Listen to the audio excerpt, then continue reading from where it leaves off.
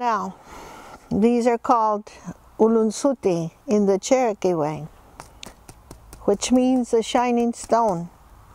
These are crystals. Great Spirit made the crystals like He made us human beings. But within the crystals that we believe, since the Cherokee are told they come from the star nations of Sirius. The star nation of Sirius is where the Cherokee first came. Crystals, some of them, also came from the stars, and they were here long before we came.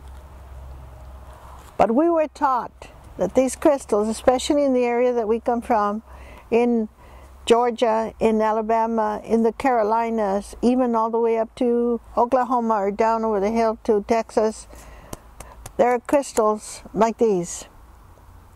And we were told to use them. So for many, many, many, many generations, my family, I got to see my great-grandmother, my grandmother, my mother, all using crystals. And they taught me. I didn't know it, find out, or learn about crystals from a New Age book or a New Age store. This is ancient information. And how I teach with them is ancient too.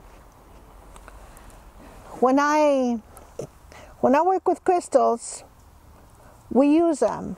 As Cherokee, we use them for guidance, for information, for help, for protection, for healing. We're told it is better to have a good crystal and have a relationship like a relative than a piece of gold. Crystals will guide you, help you, teach you, protect you, heal you, inform you, help you to communicate. Now that's the Cherokee thinking. But the high new technology is use the chips from the crystals to make computers, cell phones, weapons of mass destruction, which is not the way Creator wanted us to use it, but this is modern society and this is how they use them. We use them in the original way that Creator made them. In every crystal is vibration, frequency, energy. They record everything. I can communicate with my crystals and they with me. In my home in Taos, I have huge amount of master crystals. A crystal can record you as soon as you're holding it. It is recording you. It is recording your vital signs, and then it records who you are, and then it will record your past, your present. It will know who you are. You carry it in your cellular memory. You carry it in your genes. All the crystal is doing is accessing the main point of your essence of who you are as a human being. I know how to work very, very well with the crystals, as did my grandmother, mother, and great-grandmother. We are master crystal workers of the Cherokee lineage of the crystal teaching.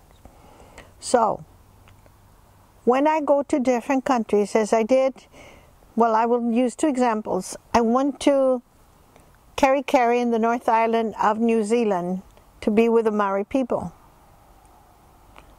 The Maori people use jade, which is a stone. But they gave me gifts of jade, the Maori people, and I gave them. And I mean, not in the urban areas. I was out there with the people, with the Maori. And when I was with them, they of course did their traditional dances and traditional ceremonies. And they gave me gifts of jade and I gave them gifts of crystals. When I went out to Australia, out in the outback, to Uluru, near Uluru, I was out in the outback with these traditional medicine men, Aborigine medicine men. They had crystals. They used crystals. When I was with the Mayans 13 times in the Yucatan, in Chichen Itza and Merida, out in Maya land, I took them crystals. They gifted me with crystals. Not everyone used crystals, but many do. Even the Egyptians use crystals. So it is in the place of where they are, their country or their place in that country, if they can get a hold of crystals that we use. There is a tribe in Mexico called the Huacho tribe from Nayarit, the south of Mexico. And they use crystals, but they put them when the person dies, they will put them like in a little house outside the person's hut or house, and they will go back and now and then do a little ceremony with it, because it has recorded that person's life, that who that person was. It's better than a picture. So using crystals in the work that I do is very natural, is very normal, and it's very powerful. And there are many ways, like this is a crystal that came natural. They chopped it off, they polished the body, but this is the way God made it. This is another crystal that was made and shaped by men, made by God, shaped by men.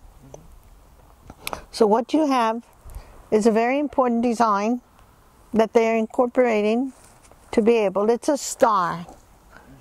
And I chose it because I am a Star Nation person of the nation, Star Nation of Sirius. So that is part of the work. There are many other things. This is sage. It's a plant that grows in the United States, and we feel it is to smudge, to cleanse, to clear, to bless, to give an offering to Great Spirit, to Mother Earth, to the four directions, to all that is, to bless the tree, to be grateful for the apples in the tree, to be grateful to Father Sun, Grandmother Moon, Father Sky, Mother Earth. So this is our way. It's very old, but it still works. How do I see the difference between today's modern medical profession? How does it come together? You're not going to walk into a hospital and take sage and light it up, because there will probably be oxygen tanks, and it's a big no-no. However, in some of the hospitals in New Mexico and Arizona that have a lot of Native American patients, they now allow sage and a medicine man or a medicine woman to come in and work with the Indian people and help them, because they're not used to the other way of having parts of your body cut out and having chemical medicine put into your body to heal you. They are used to believing in Creator. They're used to believing in this way. They're used to believing in the natural things of the earth and of the spirit world. So, how does it work?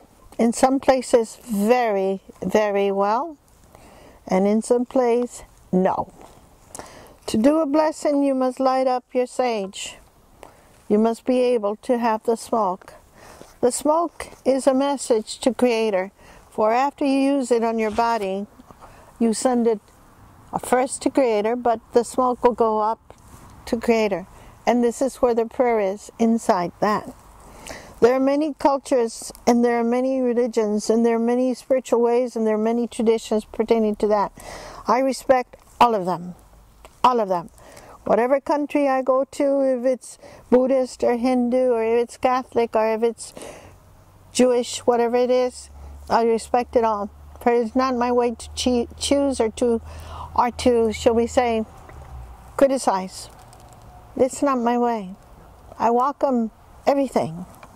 To me, it does not matter who you are, where you come from, what is your religion. If you come to me, I will be there for you. For Creator put me on this earth. For half a century and more, I have been doing this work. And whether I speak your language or not, I will find a way to help you, to guide you, to counsel you, to teach you, and then you do what you will with what you learned from me. I never dictate to anyone. I will show you the way. What you choose to use is your choice, for I respect everyone's free will. And that is my way, and this is the way I was taught. I am not here to judge anyone. I am not here to dictate to anyone. I'm not here to boss anyone. I'm here because this is a Creator that made me. Great Spirit made me. And this is what I was born to do. And I'm sure it's the right way, because Great Spirit doesn't make mistakes. Aho.